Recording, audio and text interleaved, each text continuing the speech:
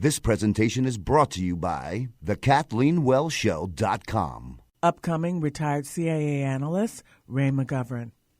Hi, this is Kathleen Wells with the Progressive Voices Network. Earlier, I interviewed retired CIA analyst Ray McGovern. Initially, I was going to talk to Ray about Obama's speech and the launching of a new American war in the Middle East. But after reading Ray's interview with Ex-Berliner magazine, I knew we had to discuss Ukraine. In that interview with Ex-Berliner, Ray talked about Assistant Secretary of State Victoria Nuland's role in fixing the intelligence. In that interview, Ray explicitly stated that the intelligence on Ukraine was fixed. In fact, he wrote an open letter to the Chancellor of Germany, Angela Merkel, where he drew a direct analogy between the deception of the public to justify the war in Iraq with what's going on now in Ukraine. McGovern founded Veterans Professionals for Sanity in 2003, and he was motivated to start this organization due to the lies being told regarding the presence of weapons of mass destruction being present in Iraq. Ray has stated that the U.S. political and diplomatic position have been eroded beyond repair, and that the United States has, throughout the world, lost credibility. He also feels that the United States public has been malnourished on truth. Hey, for some nourishment, take a listen to my interview with retired CIA analyst Ray McGovern.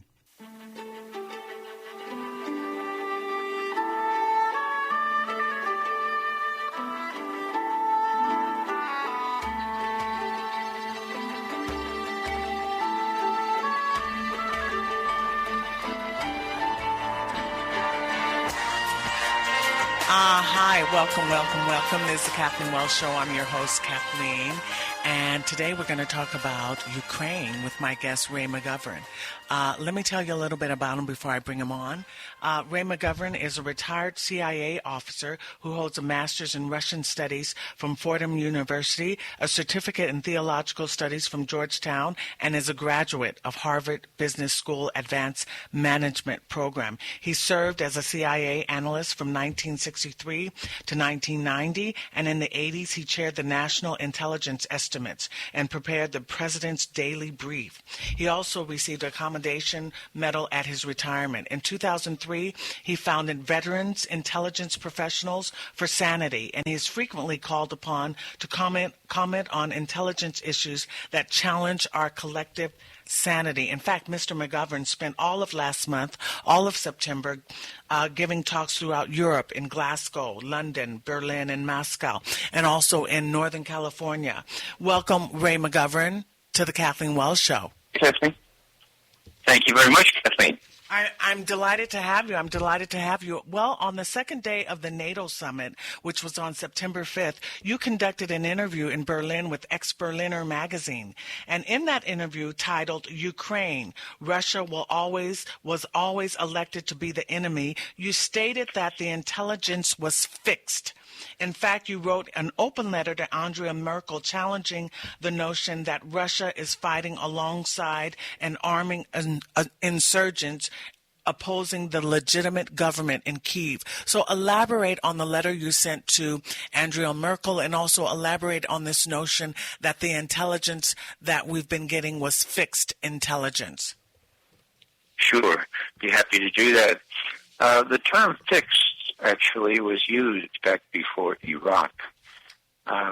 Very briefly, when the British decided that they would follow our lead and attack Iraq, they needed an excuse, and they sent their top intelligence official to Washington to talk to the then head of the CIA. His name was George Tenet. And so on the 20th of July, 2002, Richard Dearlove, who was the head of MI6, the British equivalent of CIA, quizzed Tenet, who, of course, saw the president several mornings a week, and said, "What's going on?" Well, he was told by Tenet, and when he came back and briefed Tony Blair, the British Prime Minister, together with 10 of his aides, 3 days later, we're talking July 23, 2002, what Sir Richard Dearlove said was, and I quote, Bush has decided to make war on Iraq for regime change. The war will be justified, by the conjunction of terrorism and weapons of mass destruction. A translation would be, we're going to say that Saddam Hussein has all manner of weapons of mass destruction, and he's likely to give them to terrorists. And then the last sentence of that first paragraph read as follows: the intelligence and facts are being fixed around policy. That, end quote. So the fixed was, never before have I seen an official document, and this was the official minutes of that meeting on the 23rd of July, 2002. Never have I seen this kind of evidence, written evidence. No one challenges its authenticity, but here's written evidence that Tony Blair, George Bush, George Tenet, the head of the CIA, and Richard Dearlove and all the other Brits, all the other British around that table were told, yeah, there's going to be a war, and it'll be justified by saying Saddam Hussein has weapons of mass destruction and that he's likely to give them to terrorists. And when Jack Straw, the British Foreign Secretary at the time, said, well, yeah, but there's no real good evidence that they have weapons of mass destruction, still less would they be likely to give whatever they had to terrorists, that's when that last sentence came in. But the intelligence and facts are being fixed around the policy. So we all know the sad story about the weapons of mass destruction that were said to exist before we attacked Iraq, and then all of a sudden didn't exist. And we know for sure that there were no operational ties between Baghdad, Iraq, and al-Qaeda.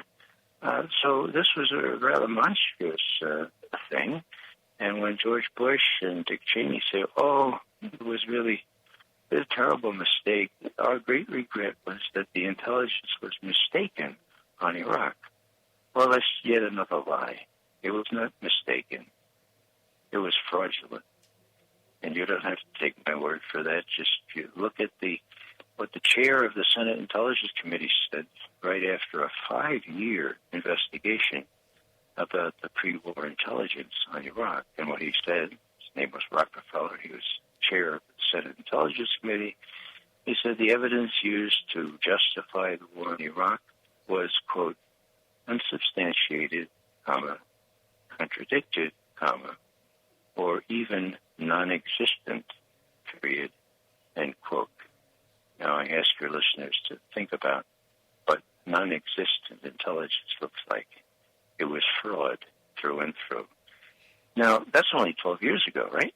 And so here we see Iraq part 2 here, when we see adduced to explain that, number one, pro-Russian separatists shot down an airliner, and number two, that the Russians had invaded southeastern Ukraine, and the evidence adduced was an embarrassment to any professional intelligence officer. If that's all they had, these very fuzzy photographs, then it was a hoax similar to the fixed intelligence before Iraq. And we thought that Angela Merkel, who's the chancellor of Germany, that she ought to know that last time she was wrong. Last time she supported the war in Iraq, but luckily she wasn't chancellor. Gerhard Schröder was chancellor then, and he came under all kinds of criticism because for the first time since World War II, the Germans said, no, we're not going to do what the U.S. says we should do. We're not going to count us out. We're not going to be part of the coalition. Put us in the coalition of the unwilling, if you will. We're not going to start a war of aggression because we know what that is. So we said to Angela Merkel, you really ought to kick the tires, so to speak. You really ought to check all this bogus intelligence that is being adduced to explain those two things.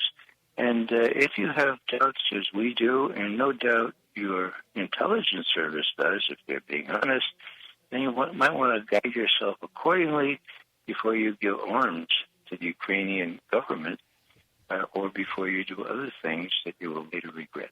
And in So fact, that's why we sent this letter to her. right, and in fact, in your letter to Merkel, you made the direct analogy between the deception of the public to justify the war in Iraq with what's going on now in Ukraine. And when you say fix, you're talking about something that is intentional as opposed to negligent. Am I right? That's correct. Yeah, there was one sort of funny note, if it weren't so serious. Fox News immediately fixed on the word fixed. And they said, oh, now please don't be deceived here. Fix, the usage of the word fix has a completely different connotation in British usage. So I called my friend Harry in London. I said, Harry, you got a second there? Tell me, what does fix mean? He says, have you lost it? I said, no. In British usage, you use the word fix. What does it mean? He says, well, you fix a horse race, you fix an election. What's the matter with you? I said, thank you very much, Harry. Fix means fix. And, the evidence on the fixed evidence later will prove chapter and verse, as I quoted the chair of the Senate Intelligence Committee admitting. So the question is why? Why would the U.S. want to fix the intelligence? Why would the U.S. want to start a new Cold War with Russia? Well, it's twofold in my view. And you have to really go back to put a historical perspective here. When the Berlin Wall fell, that was 25 years ago. It was November 9-10, 1989. There was an incredibly rare, I'd say unique in my lifetime, opportunity for peace throughout Europe.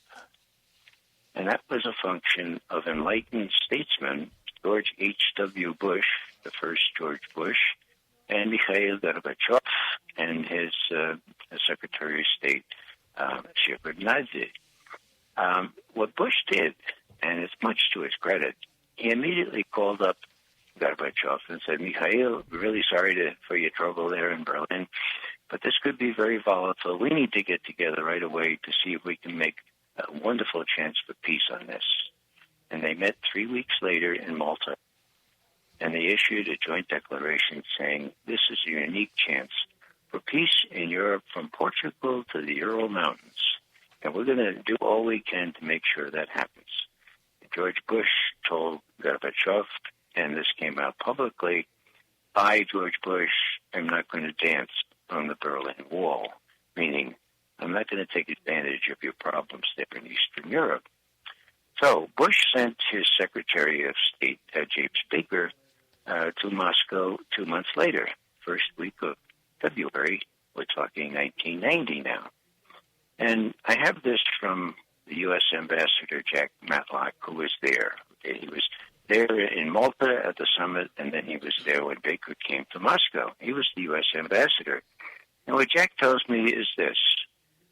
Baker said, look, we're worried. You've got 24 divisions, 24 highly expert and mechanized divisions, army divisions, of course, in east part of Germany. We're worried that you might be tempted to use them as you used your forces to suppress the Hungarian Revolution in '56, the Czech Spring in '98 and in '68. And so we're worried about that. Now, we want to have Germany into a united Germany, and we want to make it part of NATO. Now, Kathleen, if you know, and I'm sure you do, if your listeners know anything about Russian history, the indignities and invasions and so forth that Russia suffered from troops from Napoleon to Hitler coming through Ukraine and into the middle of Russia, you'll know what a tough pill that was for Gorbachev and Shevardnadze to swallow. And so they say, well, it's a big deal. What's the quo here? You want a big quid. What's the big pro quo? And so Baker said, how would it be if we didn't move NATO 1 inch farther east toward Russia? And Gorbachev said, well, let me think about that. Came back the next day and said, you got a deal. We'll pull our troops out of eastern Germany.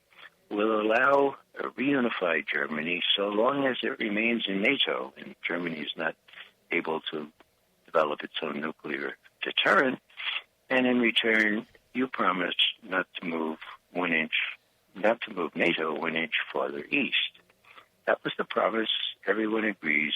The German Foreign Ministry has documents that indicate that their foreign minister at the time, Genscher, had the same conversation with Shevardnadze. It was not written down. And so when Bill Clinton became president, and the Czech Republic and Poland and Hungary decided, well, maybe they'd like to be in NATO, and he saw a really good opportunity to appear tough on defense and also get the votes of many of those East European emigres in key states. He said, well, let's make them part of NATO.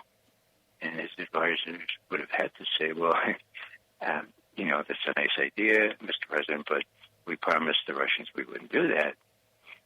And, Clinton's a lawyer, so he said, well, show me the paper. Well, there was no paper.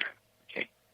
Now, curiously enough, and this is kind of new, I had a chance to raise this with one of Gorbachev's chief aides from 1989 to 1991 in Moscow 3 weeks ago.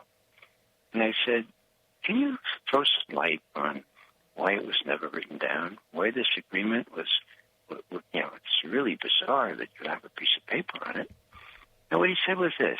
He said, the Soviet Union is falling apart. There were all kinds of people trying to do a revolution to get rid of me and Gorbachev, says Shevardnadze. We were so distracted, and it seemed like we made a deal, a gentleman's deal, and I guess the bottom line is we trusted you.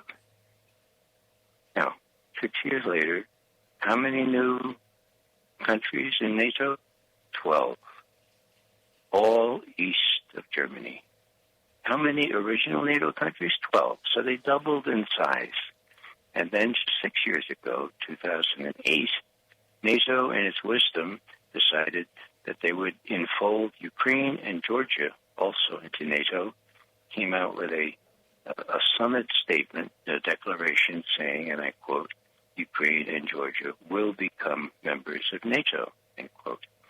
So this is not only disregarding earlier promises, but the Russians had warned us that this would not be allowed, that this was the cable from Moscow that conveyed this warning was titled Niet means Niet, Russia's red line on NATO expansion. And the red line, of course, was Georgia and Ukraine. And every time the Russians mention this, they also say, we asked the United States why they would want to do this. The Warsaw Pact alliance, the one that we ran in Eastern Europe, that dissolved in 1991. So why would NATO still want to exist? And why still would it want to expand? So that's the history of all this. And getting up to the present time, this all came into bas relief when late last year NATO made a proposal to the Ukrainian President Yanukovych to bail him out economically. And it looked like a good deal to him at first blush, and then he read the fine print. And the fine print indicated that Ukraine would have to do all the kinds of things that Greece and other less developed countries need to do. Austerity, they call it. But what it is an immense sacrifice on the part of the people of Ukraine. And just that time, at the turn of the year, Putin offered Yanukovych a much better deal, including $15 billion right off the top. And so Yanukovych said, well, I'm going to take the Russian deal. And that's when all hell broke loose. People in the western Ukraine, seriously, many of them do want to become part of Western Europe in a more integrated way. But there was also a lot of stoking of the flames. I dare say some of this stoking was led by proto-fascists, which are not new to the Ukraine, as people who know any history know. And they led the charge in February for a coup d'etat. Now, this is the most unusual coup d'etat that I have ever seen or read about, and I've been in Washington 51 years. Well, what makes it interesting... Ray, we're going to take a break right now. I have to take a break right now, Sure. But when we come back from the break, we're going to talk about this coup d'etat that was led and provoked by, you say in the interview with ex-Berliner magazine, was provoked by the U.S., NATO, and also the pro-fascists. So we're going to talk about this coup d'etat when we come back from the break. We're talking with former retired CIA officer Ray McGovern. We'll be right back.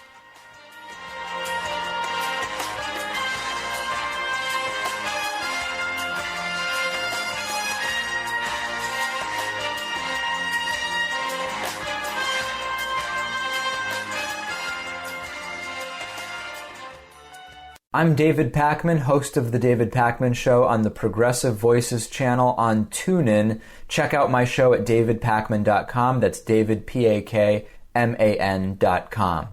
Actress Emma Watson, on September 21st, who is also a United Nations Goodwill Ambassador, stood up at the United Nations headquarters in New York City and gave a speech that condemned the harm that gender discrimination causes for both men and women, and invited men to become more active participants in the global struggle for equality.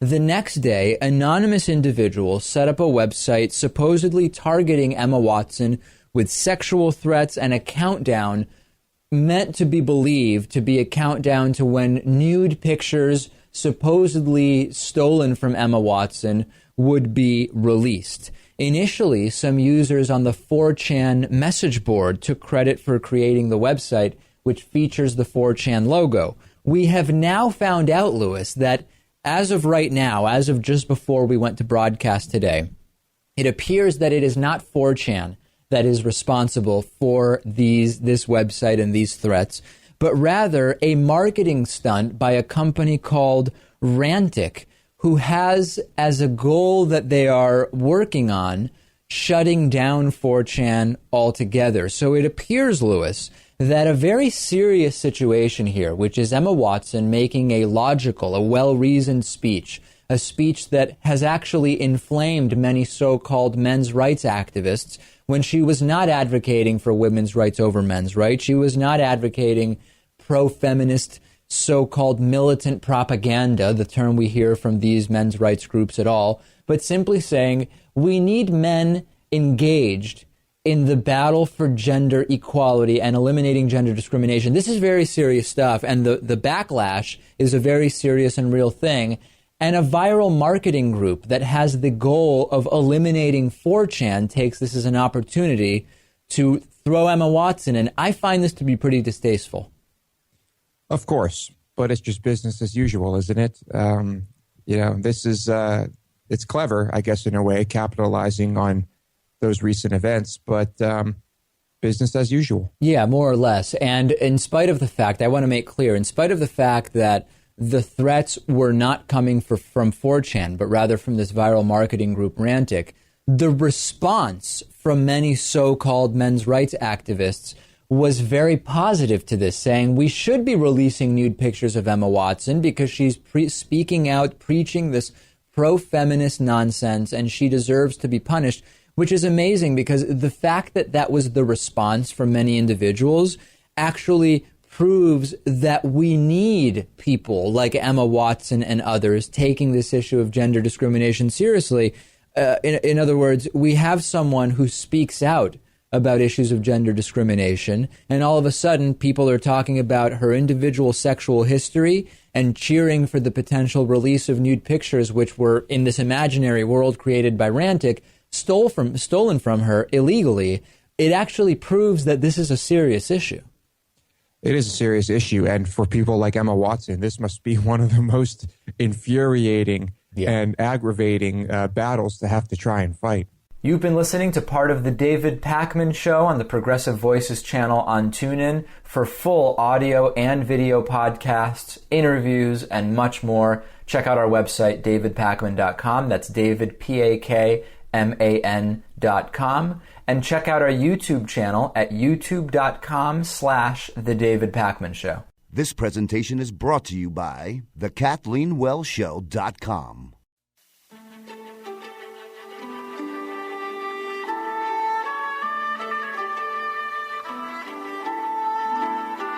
Hi, welcome back.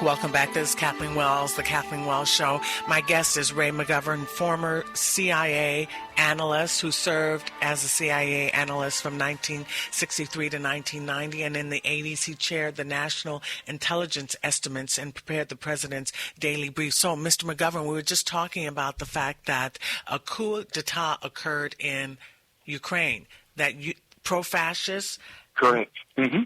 Yeah, what happened was after Yanukovych decided to go with the Russian bailout rather than the EU, the European Union bailout, there were a lot of people that wanted to get rid of Yanukovych for lots of reasons. What happened was we had an intercepted conversation between the Assistant Secretary of State, Victoria Nuland, our Assistant Secretary of State, of course, and the U.S. Ambassador in Kiev, the capital of Ukraine. His name is Jeffrey Pyatt. And the conversation went like this. Nuland, Jeff, Yats is our guy. Those other guys can wait in the wings, but I don't think it's a good idea to have Klitschko or anybody else in there. Yats is our guy. He has run the central bank, and he knows what austerity means, and he's willing to implement the austerity measures, and he's Yats is our guy, okay? Now, other things she said I can't pronounce on this radio, but on this radio program, because when our ambassador said, well, what about the EU? She said the F word with respect to the EU, and curiously, the Western media only dwelled on the F word. They didn't dwell on the fact that here was an open conversation between the Assistant Secretary of State and the U.S. Ambassador plotting a coup. Now, that conversation, I don't know who intercepted it, probably Russian Secret Service, but it went up on YouTube at the end of January, okay? So I'm thinking, wow, this is pretty... Well, it defies all security regulations to be talking on an open phone about this, especially when you're plotting a coup. But there it is, Yats. The fellow's name was Yatsenyuk. Okay? But you know what? What happened? But Ray, you know what? I still haven't figured out why does it benefit the U.S. to plot a coup in Ukraine? What is the benefit to the United States to do that? Well, that's the really good question. Two things here. There's this overweening desire to make sure that Russia does not become a military threat in any sense in the distant future. It is no military threat now, except the overall deterrent posture that it has by virtue of its strategic arms. But the whole philosophy, going back to actually Bill Clinton and then George H.W. Bush, was to make sure that since we were the sole remaining superpower in the world, no one would be allowed to develop the kind of military or strategic threat that would endanger any of our goals. And so Russia has to be kept in its place, and the best way to do that is to extend NATO right to Russia's borders and finally to the Ukraine. Now, the Ukraine was a particularly sensitive spot, because it's always been known as the soft underbelly of Russia. Catherine the Great extended Russian rule down there at the end of the 18th century, at the same time we were having a revolution here in this country. And the prize there was the warm water port for the Russian Navy. That's the only warm water port they have, okay? That's the only place they can sail out when the ice closes in Leningrad and the others, okay? So that is a strategic asset that the Russian Navy, of course, needs to keep. And when we threatened the Ukraine, and when all hell broke loose on the square of Kiev, and the coup d'etat took place, spearheaded by Svoboda and the right sector, widely acknowledged to be proto-fascist forces, Putin, the head of Russia, was looking on here. And what does he see? The day after, some influential legislators, the ones that came in after this unconstitutional coup, and nobody says the coup was constitutional, In a democracy, if you want to replace the government, you usually wait for the next election, which was just a year away. You don't have a coup. Now, the coup took place. The U.S. immediately recognized the new government, and the new legislators started saying, well, let's ban Russian as a national language, an official language, and, let's kick the Russians out of Crimea. Well, that's a little bit too much for the Russians, and they reacted to that in a way that was utterly predictable, and that is that they saw Crimea in danger, where they have their naval base at Sevastopol there in Crimea, and they saw NATO trying to have designs on that. The EU agreement that had been broached in December had provisions in it for common defense and all that kind of thing. And besides all that, Putin and his people knew that most of the people in Crimea had no love lost between them and Kiev, and especially the coup regime, that most of them were of Russian stock. And so there was a referendum there arranged, and the Crimeans voted something like 95% to rejoin Russia. Now, when I say rejoin Russia, that's another important facet here, because Ukraine used to be part of the Soviet Union, right? Well, how did it become an independent sort of thing? Well, Khrushchev, the Soviet leader, who replaced Stalin way back in 1953, 1954, took it into his head to say, well, Ukraine and Crimea, they're always going to be part of the Soviet Union, but I could win some political support from Ukraine if I take Crimea and take it off the Russian Republic and give it to the Ukrainians. And so he did a piece of paper, no plebiscite, no referendum, and he made Crimea part of the Ukraine. Now, did that matter? No, it didn't matter in 1954 because no one anticipated the breakup of the Soviet Union. Did it matter after the coup this year, February 22, 2014? It mattered a great deal. So the Crimeans voted for independence or voted to rejoin Russia, and then Putin had a tough decision to make. Would he accept that? He consulted with his various organs there, and they decided yes, they would. Now, how much bloodshed took place there? How many people were killed?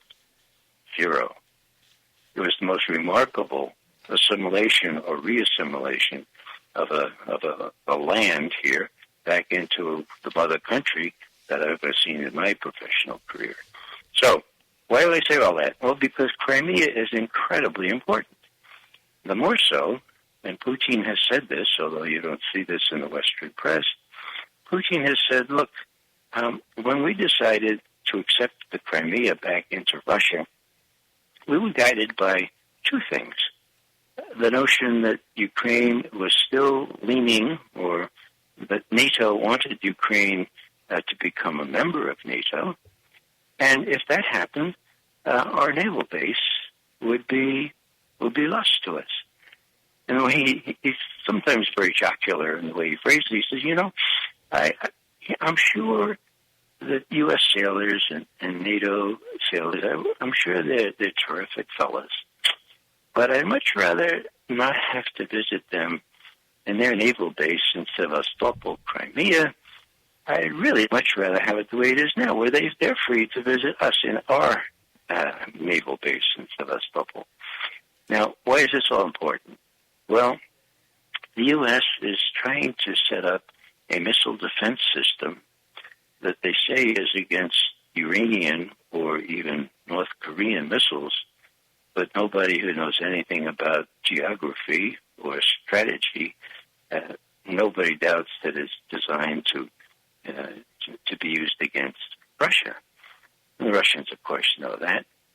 And what Robert Gates did as defense secretary, when he saw that the Poles and the Czechs and the Czech Republic, that they really didn't want to host these missiles because that would make them targets of a Russian strike, they decided, well, we'll put them on ships. Now, where would they put those ships? down, put them in the Black Sea. How would they get there? Well, the Treaty of Montreux guarantees access for all countries. And so what Putin said was that membership in NATO we wanted to prevent, but even more important was the anti-missile defense system that's now going to be put on ships. And we didn't want to face the prospect of this kind of system being introduced and the West, namely the U.S., getting the idea that they could strike our missile deterrent in what is called in the trade a first strike, which means a strike so powerful and all-encompassing that there's no retaliatory strike possible. Now, that is, as you can see, a very volatile situation. If the Russians think that our Navy and our armed forces think that they can target from the Black Sea and other naval installations not only their medium-sized ballistic missiles and airfield, but also their ICBMs, their intercontinental ballistic missiles, well, then there's the danger of that first strike where no retaliation is possible, and there is the disappearance of deterrence, which has really kept the peace for these last couple of decades. Nobody likes the thought of, mutually assured destruction, but as long as no country fears that the other country thinks it can destroy its entire deterrent, there's a balance there.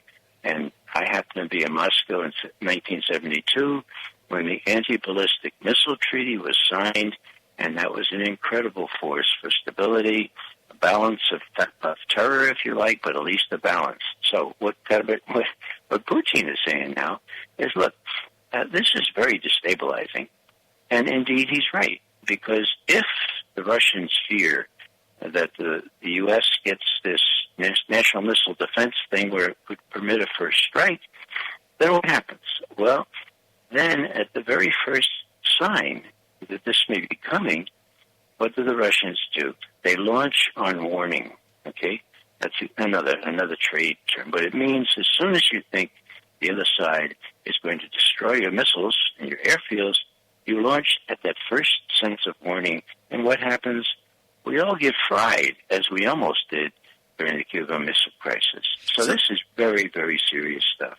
So, Ray, this is all about geostrategic position. It's like a game, a plan. And also you mentioned about the omissions made by the U.S. media, by the Western media. We're going to talk about the media's role in all of this geopolitical gamesmanship when we come back from the break. We're going to take a break. We're talking with Ray McGovern, who is a former CIA analyst, and we'll be right back.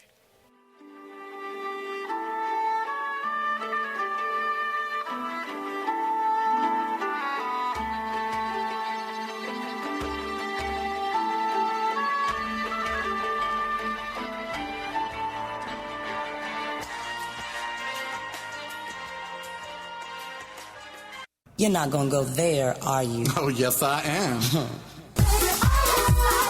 Hey, it's Carell, and you can go there with me each and every weekend here on the Progressive Voices Network, heard at progressivevoices.com or in the TuneIn app. And, of course, at my website, I am Carell, and my app, the Carell Cast. Now, here's a little sample of what you'll be getting. All right, Chris Breen, senior editor at Macworld.com, is here to talk to us about the fact that, watch it wiggle, it appears if you make a phone out of metal and you make it thin and people put pressure on it, well, what do you know? It'll bend. Yeah, so this is the big thing now. That 10 million bendable buddies. 10 million bendable buddies. Somebody took their iPhone 6 Plus, and they had it in a tuxedo pocket, and they sat on the thing for about 18 hours through the course of a wedding and all the stuff that goes with it, and they found that it bent. Not a big surprise. It's made out of metal instead of plastic. And your butt's hot. It is long, it's thin, and that's going to be what happens. I had one bend on me. I did. I'm a motorcyclist, as you know, and so our jackets fit very snugly. I mean, they're very snug, and they're form fitting. So they have a pocket right here, and I put my iPhone 5 in it, and it laid up flat against me, and I went to San Francisco. And when I got to San Francisco 9 hours later, the iPhone was warped.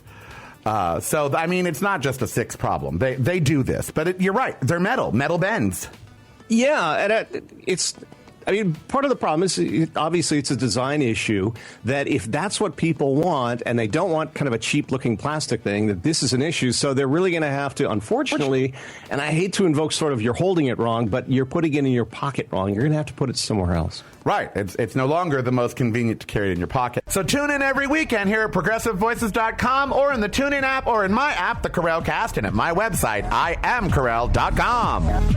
This is Tara Devlin, a.k.a. Pterodactyl from RepublicanDirtyTricks.com on the Progressive Voices channel on TuneIn. And this is my 2-minute tirade, sponsored by Credo Mobile. Let's just lay it on the line. The only reason a conservative gets out of bed in the morning is to undermine every Enlightenment principle that gave birth to this nation. Today, like in every point in human progress, where there is an empowered working class, there are conservatives whining about socialism. Where there is compassion, there are conservatives crying about takers.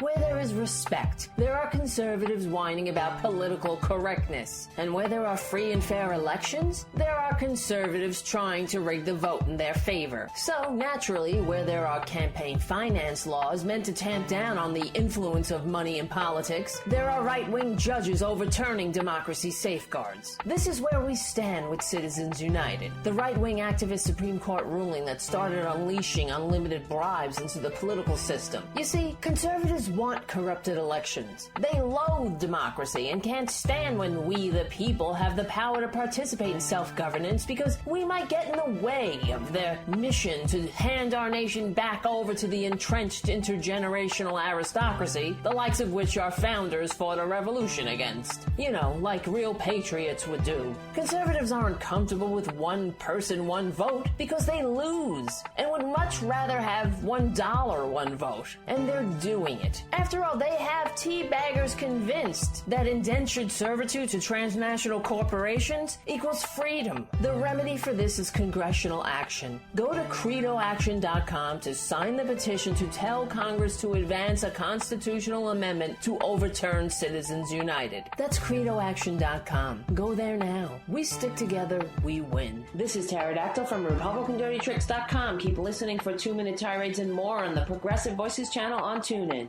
This presentation is brought to you by the KathleenWellsShow.com.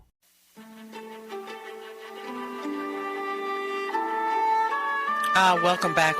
This is Kathleen with the Kathleen Wells Show on KCAA, the station that leaves no listener behind. We're speaking with Ray McGovern, retired CIA analyst. So, Ray, let me ask you a question. You were stating that it was geostrategically to the advantageous to the United States to provoke disruption, chaos, a civil war in the Ukraine.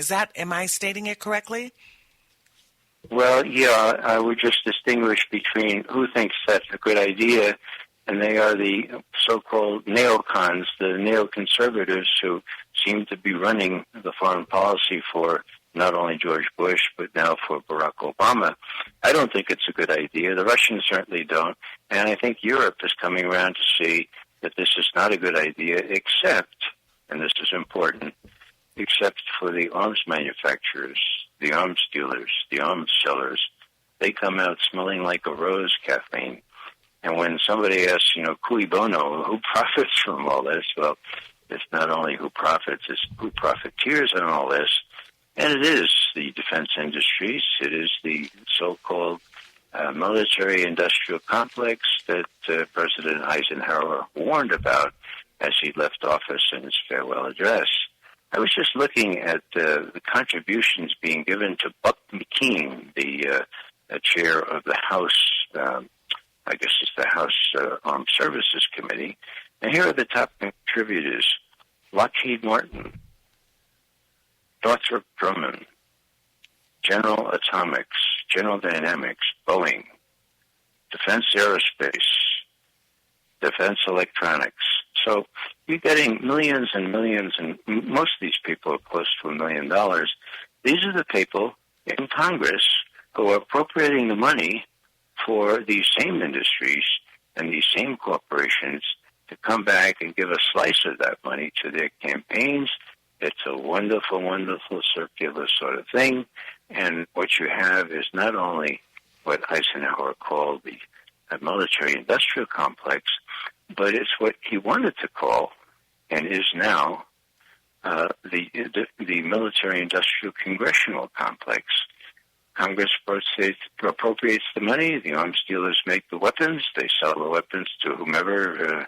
And the thing you have to remember here is you need an enemy. I mean, one of the real downers for the European defense industry was they had this common NATO battle tank, okay? And they were developing it, and all of a sudden, Russia imploded. There was no threat from the Soviet Union. And so this conglomerate of very big German and French defense corporations was sort of dead in the water. Until when? Until Russia was accused of invading Ukraine on the basis of very, very flimsy evidence. What happened? Their stock zoomed up, and they said, now finally we're going to get our common European battle tank. That's a microcosm example of what goes on here. And the thing I would add is that the same corporations that profiteer on these wars control our media. Yeah, that's what I wanted to get to. Thing. Yeah, that's what I want. In fact, in your interview, you termed it the Military Industrial Congressional Media Security Services Complex. So, yeah, I want to touch on this fact that the media has been complicit in this duplicity to in this fraud to confuse and betray the American people. Touch on the media's role and how the media has failed. Sure. Well, let me pick up on the media and Ukraine, just to kind of continue that discussion, and then we talk about the media in the Middle East.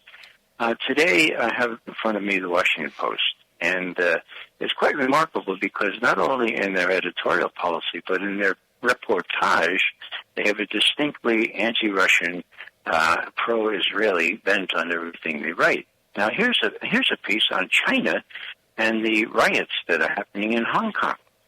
And sort of incidentally, they talk about the head of China being concerned, especially after the overthrow of Viktor Yanukovych, the duly elected Ukrainian president, following, and here I quote, following months of street demonstrations in Kiev that were viewed here in Beijing as explicitly backed by the West, end quote. Well, hello.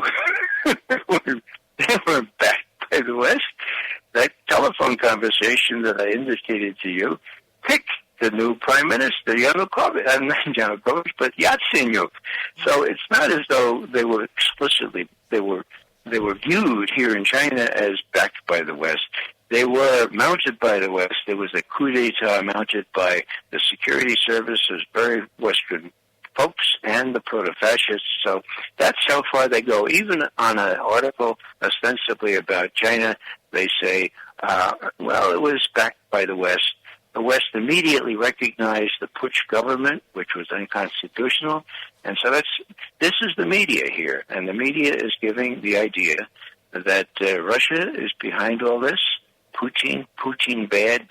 Putin sometimes has no shirt on. Putin rides horse with no shirt on. Putin invades Ukraine. Putin very bad. Putin shoots down civilian airliners. All this stuff is the worst kind of yellow journalism that I have not seen since 12 years ago when Bush and Cheney wanted to justify a war on Iraq. But what happened to the idea? Wait, what happened to the idea of a free press? Mm-hmm. What happened to that? The media being the fourth, journalism being the fourth estate. What happened to that notion? Mm-hmm.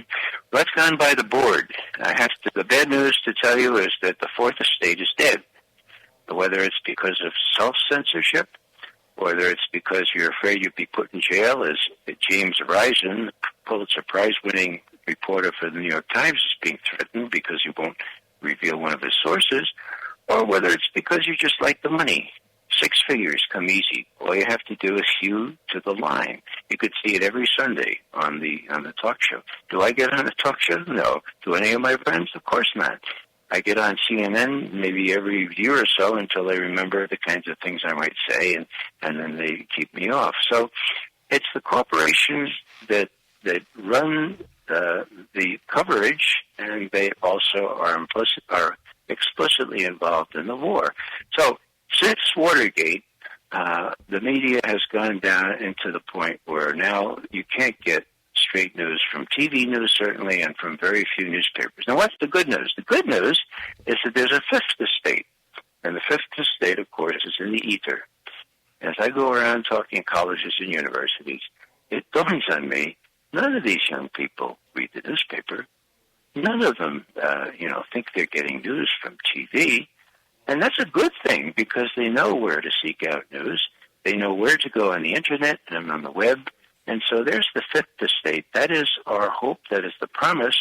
And as more and more people find out what websites to look at, they can become better educated than they were even during the heyday of Watergate. Well, tell listeners where, to the Kathleen Wells Show, where they can find your interviews, your information, so that they can seek it out, so they can find it. Where can they go? Sure. Well, my son in L.A. Set up a website for me, and that's raymcgovern.com. And he posts links to all the things that I write and most of the things that I interview with and my speeches. But then the most authoritative and the best investigative journalism site is the one that I write for in the first instance. It's called consortiumnews.com,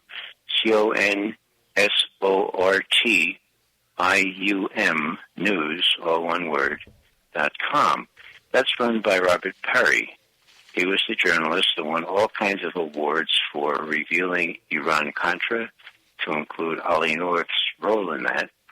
And when it became no longer possible for him to publish the truth, whether at Newsweek or AP or Frontline, he quit.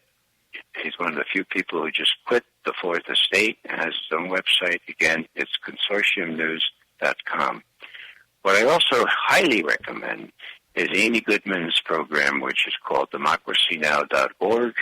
I start my day watching Amy Goodman, and chances are very, very high that I'll learn from her some of the more recent and more important events in the world that happened within the previous 24 hours that I will not see in any paper or even on most websites. So I start my day at 8 o'clock. She comes on live at 8 o'clock Eastern, but you could see her any time during the day. You out there in the West can just plug any time and just plug in democracynow.org, and you'll get the whole thing. And if you don't want to watch it, there are instant transcripts that she puts out. Well, not instant, probably 2 hours later, and you can just read things. I read quicker than I watch, but I did watch it this morning. This morning was a really good example of the excellent coverage that she gives, not only to international news events, but also to things such as what's happening in Missouri and elsewhere in our country. And you've also been a guest on RT America. Tell people about RT. I don't know. Many Americans don't watch RT. I watch it. Well, ironically, none other than Hillary Clinton 2 years ago said, in deploring what our Fourth Estate has become, she said, when I'm traveling, I watch Al Jazeera and RT, and I find them far better than the cable channels.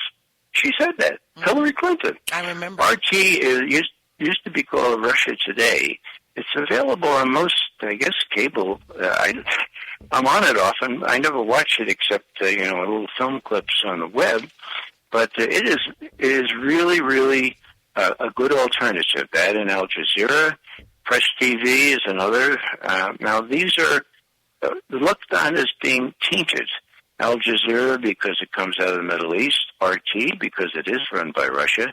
But I'll tell you, in terms of objectivity, RT has it hands down over CNN or Fox News or any of the other cable or network outfits that I know about. And it's not only because my friends and I get on it, but because there's a much more freewheeling discussion of what's going on in the world. Well, we're speaking with Ray McGovern, retired CIA analyst who worked with the CIA from 1963 to 1990. And initially, I wanted you on to talk about Syria, but after I read your interview in Ex-Berliner magazine and realized that you're a Russian expert, I said, let's talk about Ukraine. So I'm going to have you back, Mr. McGovern, to talk about what's going on in the Middle East. Okay, how do you feel about that? Be happy to. Well, happy is the wrong word. I'll be ready to do that, and I think I might be able to share some insights. Okay, I appreciate it. Thank you, Mr. McGovern. That was Ray McGovern, who is a retired CIA analyst on the Kathleen Wells Show. He's going to be on again. This is his first time on my show. I'm going to have him on again real soon to talk about what's going on in the Middle East. Thank you, Mr. McGovern. Most welcome.